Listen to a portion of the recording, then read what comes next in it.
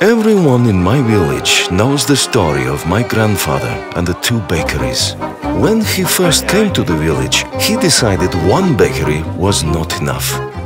But he could never understand why the other bakery always did better than his.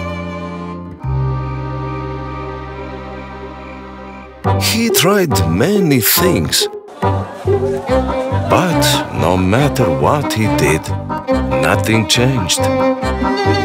The other bakery still sold more bread.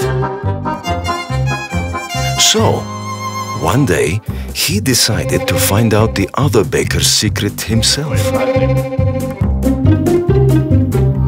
That day, my grandfather learned a lesson he would never forget.